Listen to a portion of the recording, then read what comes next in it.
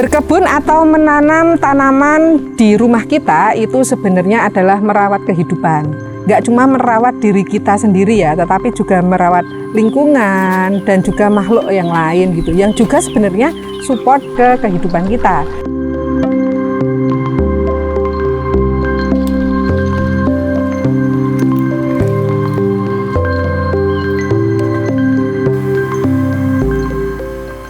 Halo, saya Esther. Saya itu seorang pekebun rumahan dan juga ibu rumah tangga, juga konten kreator. Dan ini di kebun saya yang saya namai Kebun Candi, lokasinya di Candi Dukuh, Sardono Harjo, Ngaglik, Sleman.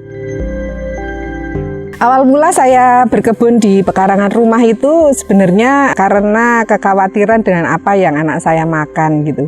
Waktu itu saya sebagai ibu muda ya, seperti ibu muda pada umumnya ya, suka galau dan overthinking gitu. Makanya saya berpikiran bagaimana kalau bisa menumbuhkan bahan pangan sendiri yang lebih alami, lebih sehat dan terjangkau. Nah, dalam proses berjalannya waktu, ternyata banyak hal yang saya pelajari, tidak hanya melulu tentang menghasilkan bahan pangan yang lebih alami dan terjangkau, namun juga ternyata berkebun itu membantu saya untuk belajar tentang alam ini dan belajar melestarikan alam. Justru malah melestarikan alamnya ini yang kemudian sangat mengena kalau untuk saya ya, karena saya nggak hanya menumbuhkan bahan pangan, tetapi juga menumbuhkan kehidupan kalau menurut saya. Kita menghidupkan tanah, kita juga memelihara hewan-hewan yang mungkin liar seperti kupu-kupu, serangga, dan lain sebagainya, memiliki tempat tinggal yang lebih nyaman di kebun saya juga.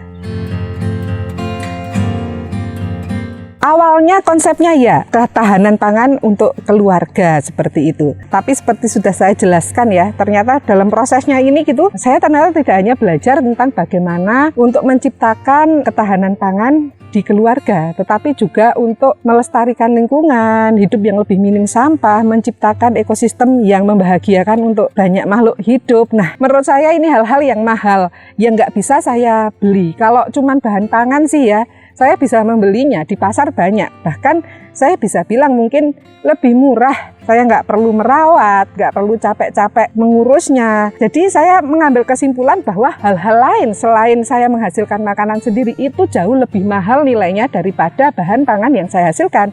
Oksigen yang saya hasilkan nggak bisa saya beli. Tadi ekosistem yang ramah lingkungan nggak bisa saya beli kecuali saya ciptakan. Itu sih. Ya sekarang emang orang-orang lagi pada suka slow living ya gitu. Nah tapi saya itu memaknai slow living dengan makna saya sendiri sih. Bahwa mungkin bukan yang hidup di desa terus dekat dengan lahan pertanian, kan biasanya dipikir kayak gitu ya. Karena saya sudah mencoba sendiri nih, saya mempunyai kebun yang nggak luas ya, kebun saya itu ya. Itu tuh juga nggak slow loh. Nggak slow baik dari segi waktu, dari segi tenaga, dan dari segi dana. Orang-orang kadang berpikir, wah pengen punya kebun yang luas. Padahal kebun yang luas itu diikuti dengan hal-hal lain yang menjadi tugas dan kewajiban kita. Misalnya harus menyediakan dana untuk modal, untuk perawatan dan sebagainya. Ya saya nggak bisa bilang bahwa itu nggak mengeluarkan uang, itu mengeluarkan uang. Tenaga pikiran itu mengikis waktu kita, pikiran kita gitu. Jadi kalau saya melihat slow living itu lebih ke dalam pola pikir kita aja sih. Kamu mau tinggal di mana aja, kamu bisa slow living. Dan saya itu lebih cocok dengan konsep-konsep nenek moyang saya gitu loh, bahwa hidup itu harus semeleh, hidup yang berkesadaran, hidup yang bukan nerimo pasrah itu enggak ya. Kita tetap berusaha, gitu, tetap kerja keras, tetapi kita juga tetap ikhlas menjalaninya. Gitu. Jadi tidak terpatok pada kita harus tinggal di desa, punya kebun yang luas, yang seperti di konten-konten sosial media gitu. Kalau seperti itu kita mungkin bisa kecewa ya, karena ternyata pas dipraktikkan gitu ya, pengennya hidup dari hasil pertanian ternyata boncos, itu banyak yang kejadian kayak gitu. Nah, untuk konsep kebun, itu kebun saya ini kan kebun yang alami ya. Saya selalu mengusahakan inputnya itu input bahan yang alami. Pada dasarnya kebun ini tuh didesain dengan pendekatan permakultur. Ada 3 etika dasar dalam permakultur kan sebenarnya. peduli bumi, peduli manusia, dan berbagi adil gitu. Dan segala prinsip-prinsipnya yang dilakukan untuk menerapkan pola hidup yang lebih ramah lingkungan. Salah satu pendekatan yang saya pakai ya, kayak gitu. Karena menurut saya itu masih relate sama apa yang saya inginkan.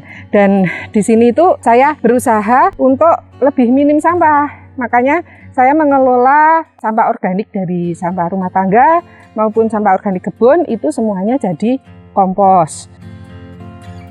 Kalau untuk tanamannya sih macam-macam ya, ada tanaman pangan dan ada tanaman non pangan, karena kebetulan saya emang pecinta tanaman ya. Karena saya pakai pendekatan permakultur, kebun saya itu didesain dengan zonasi-zonasi gitu. Nah, seperti saya berdiri ini adalah yang saya desain sebenarnya untuk produksi ya. Makanya saya kebanyakan menanamnya tanaman semusim. Dan juga saya membaginya itu ada yang di rumah saya, di pekarangan saya, itu konsepnya seperti mini food forest sebenarnya. Terus saya di sini ternak ayam. Tujuan utamanya itu untuk mengolah limbah dapur dan limbah sampah organik dari kebun. Karena kan saya tuh dulu awalnya berkebunnya sendiri ya, pas kebun saya belum seluas ini gitu.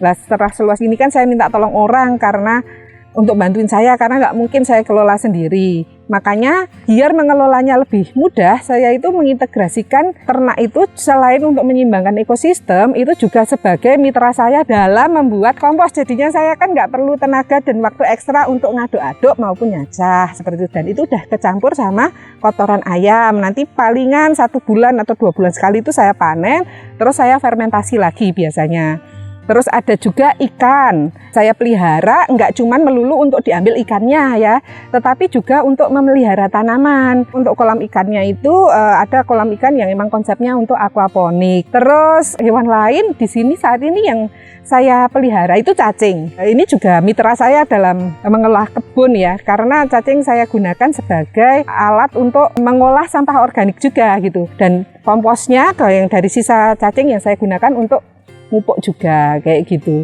Untuk penyemprotan ini ya, saya sistemnya dengan pupuk organik cair yang saya bikin sendiri dari bahan-bahan yang ada di kebun dan sampah dapur. Ada juga yang beli gitu ya.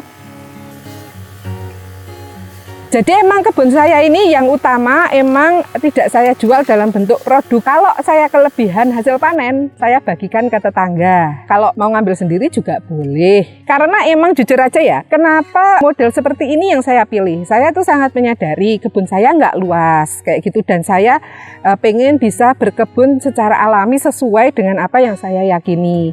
Kalau saya terlalu berpatok hanya ingin berkebun untuk menghasilkan produk hasil kebunnya yang saya jual gitu, kadang tidak memenuhi standar kualitas pasar. Terus jumlahnya itu juga nggak banyak karena saya nanamnya polikultur. Di kebun saya yang luasnya cuma segini ini nggak bisa menghasilkan banyak sekali kayak gitu. Nah, jadi yang saya bagikan itu sesuatu yang emang kita udah kelebihan. Yang saya jual dalam bentuk produk hasil olahan seperti selai gitu ya. Itu tuh juga yang udah sisa gitu, udah pas saat itu panennya banyak. Karena menyadari hal itu, saya memilih untuk lebih menjualnya itu dalam bentuk konten, dalam bentuk produk digital, dalam bentuk pelatihan. Seperti itu sih. Memang saya itu berangkatnya dari seorang praktisi permakultur ya gitu.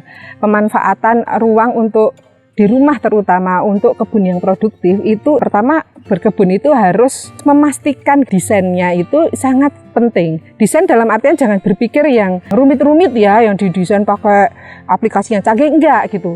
Kalau kami di permakultur itu kan mendesain itu kan bahkan bisa cuma pakai kertas ya. Artinya desain ini adalah bagaimana ruangan yang ada meskipun sempit itu bisa menghasilkan hasil yang optimal tetapi masih mengikuti kaidah-kaidah alam yang melestarikan kayak gitu. Kalau dari awal emang sudah dirancang kayak gitu ya, berkebunnya kita juga nggak bakalan begitu keteteran, masih bisa produktif dan masih melestarikan.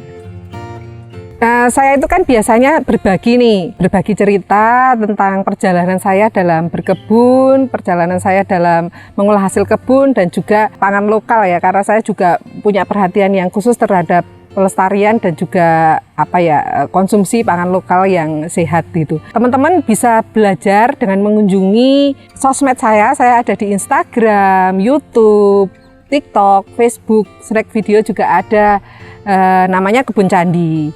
Nah, kalau untuk mau yang belajar langsung sama saya juga bisa sih, bisa mengontak saya. Saya biasanya juga ngasih pelatihan. Kalau mau yang berkunjung di sini untuk sementara sih saya masih dalam bentuk grup ya, atau kalau pas saya mengadakan pelatihan atau mengadakan kelas gitu, nah cek aja di Instagram saya, itu informasinya selalu saya update kok, kayak gitu. Berkebun atau menanam tanaman di rumah kita itu sebenarnya adalah merawat kehidupan. Nggak cuma merawat diri kita sendiri ya, tetapi juga merawat lingkungan dan juga makhluk yang lain gitu, yang juga sebenarnya support ke kehidupan kita.